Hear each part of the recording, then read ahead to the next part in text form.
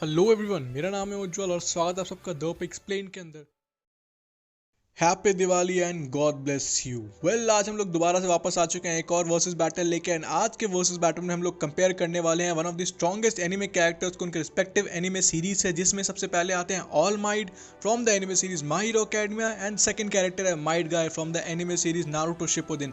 Well, दोनों के नाम में ही माइट है एंड दोनों के नाम में माइट है, इस वजह से दोनों बहुत ज़्यादा स्ट्रॉन्ग भी हैं। क्या लगता है कौन जीतेगा वर्सेस बैटल, कौन वर्दी है ये जीतने के लिए, जानना चाहते हो? सो वीडियो को एंड तक जरूर देखना। So now without wasting any time, let's get started। अब हम लोग बात करेंगे सबसे पहले ऑल माइट के बारे में from the anime series My Hero Academia. And all might की क्वर्क का नाम है वन फॉर ऑल। एंड अगर तुम्हें सिंपल शब्दों में समझा दूं तो according to the anime series My Hero Academia, quirk का मतलब होता है सुपर पावर्स। एंड इस सुपर पावर के अंदर ऑल माइट को जो चीज़ें मिलती है वो है उनकी super strength, super speed and invulnerability and vast amount of stamina. लेकिन यहाँ पे हम उस ऑल माइट को कंसिडर कर रहे हैं जो कि अपने लेट 40s में थे, जो कि अपने ट्रांसफॉर्मेशन को 2 घंटे से ज़्यादा मेंटेन नहीं कर सकते थे।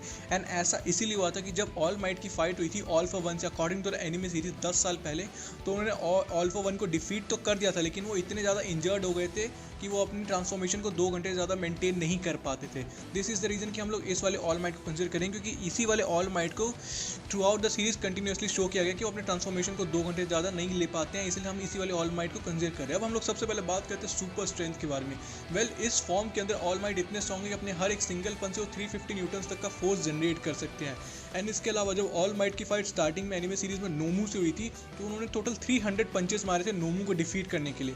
लेकिन उनके स्टेटमेंट के हिसाब से अगर वो अपने प्राइम टाइम में होते तो अपने टोटल 5 पंचेस में नोमू को डिफीट कर देते।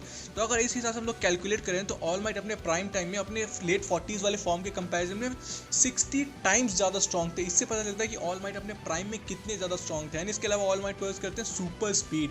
वेल, वो हाइपरसोनिक स्पीड से ट्रैवल करते हैं, जिसमें उनकी स्पीड है 328 miles per hour. According to All For One, जब उनकी फाइट हो रही थी ऑल फॉर वन से सीजन 3 में, तो उन्होंने ऑल फॉर वन ने खुद कहा था कि ऑल माइट ने 5 किलोमीटर्स को 30 सेकंड में ट्रैवल करा है, जो कि उनकी स्पीड एक्चुअली काफ़ी कम हो गई है। इस हिसाब से अगर ऑल माइट को हम लोग देखें उनके प्राइम टाइम में, तो ऑल माइट अपने प्राइम टाइम में जैसे स्ट्रेंथ बेसिस पे ऑलमोस्ट 60 टाइम्स ज़्यादा स्ट्रॉन्ग थे लेट 40s के ऑल माइट से, तो सिमिलरली उनकी स्पीड भी ऑलमोस्ट 60 टाइम्स ज़्यादा फास्ट होगी।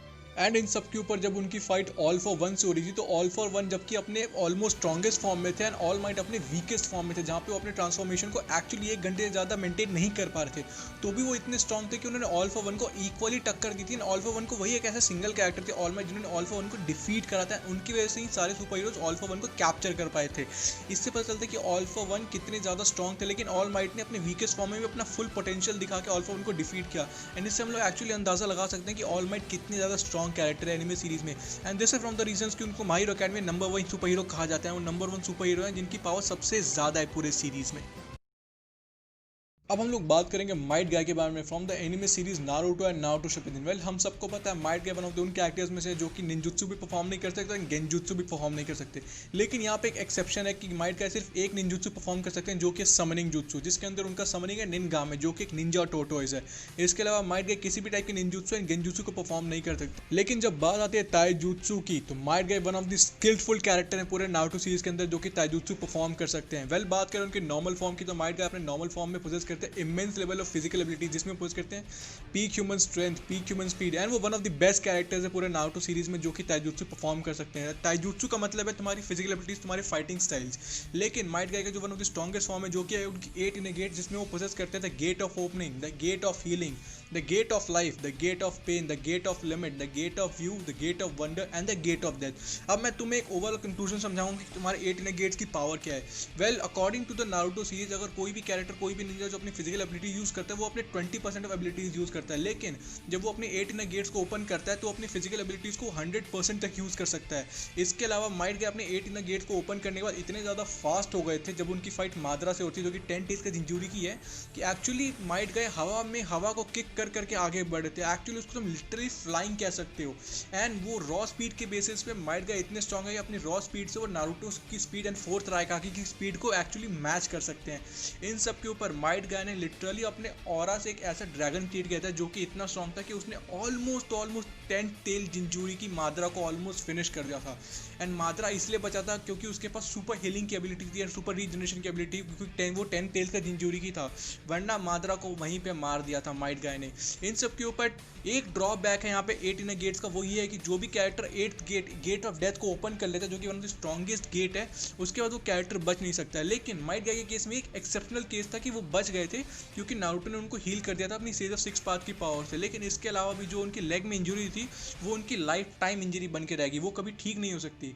लेकिन अगर तुम 8 इनर गेट को खोले, जो कि द गेट ऑफ डेथ है, one of the strongest gate है, जो कि फाइनल गेट है 8 इनर गेट का, उसके बाद तुम इतने स्ट्रॉन्ग हो जाते हो कि तुम्हारे टोटल 5 का आगे जितने हैं ना, उनकी पावर्स को मिला के भी तुम उनसे 20 टाइम्स ज़्यादा स्ट्रॉन्ग हो जाते हो।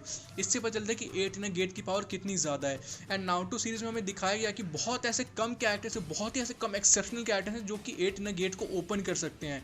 इसके अलावा बहुत लोगों के लिए बहुत डिफिकल्ट टास्क हो जाता है। एंड हमने देखा है माइट गाई को शुरू से ही कि वो अपने बचपन से बहुत ज़्यादा हार्ड ट्रेनिंग करते हैं। इसी वजह से वन ऑफ द रीजन है कि वो 8 इनर गेट को मास्टर कर पाए। एंड जब वो अपने 8 inner gate the gate of death को ओपन करते हैं, तो without any doubt Might Guy one of the strongest characters के अंदर आके खड़े होते हैं नारुतो सीरीज के अंदर। जैसा कि मैंने दोनों कैरेक्टर्स की पावर एबिलिटीज़ को डिस्कस कर दिया, दोनों को एक्चुअली ब्रीफली एक्सप्लेन कर दिया मैंने। लेकिन एक जो चीज़ इन दोनों कैरेक्टर्स में कॉमन है, वो ये है कि अगर दोनों कैरेक्टर्स अपनी फुल लिमिट, अपने फुल एक्सटेंड को यूज़ करते हैं, उनको यूटिलाइज करते हैं, तो इन दोनों ही कैरेक्टर्स की डेथ निश्चित है। क्योंकि अगर माइट गाई अपने 8 इनर गेट्स को ओपन करता है, तो अगर वो बैटल जीतता भी है तो भी उसके बाद उसकी डेथ निश्चित है। And on the other hand अगर बात करें ऑल माइट की, अगर क्योंकि हमें पता है अपने लेट 40s में उनके ट्रांसफॉर्मेशन का टाइम बहुत ज़्यादा कम है, बहुत जल्दी वो एग्जॉस्ट होते हैं, अगर वो अपनी फुल पावर को यूज़ करते हैं तो उनकी भी ऑलमोस्ट डेथ निश्चित है, या फिर वो भी अपने आप को लाइफ टाइम के लिए इंजर्ड करके रख देंगे। तो इस बेसिस पे देखा जाए तो तुम्हें क्या लगता है कौन ज़्यादा स्ट्रॉन्ग है? क्योंकि मैं दोनों ही कैरेक्टर्स का बहुत बड़ा फैन हूँ। इन सब के ऊपर मैं चाहता हूँ कि इस वर्सेस बैटल कंक्लूजन तुम लोग डिसाइड करो, तुम लोग बताओ तुम्हारे हिसाब से कौन ज़्यादा स्ट्रॉन्ग है, क्योंकि मैंने इनकी पावर एबिलिटीज़ को तुम्हें अच्छे से एक्सप्लेन कर दिया है। एंड आई होप आप लोग को वीडियो अच्छी लगी होगी। And once again happy Diwali everyone and God bless you. And अगर वीडियो अच्छी लगे तो वीडियो को लाइक कर देना, शेयर कर देना, चैनल को सब्सक्राइब करना मत भूलना। Till then, bye bye, take care, and thanks for watching.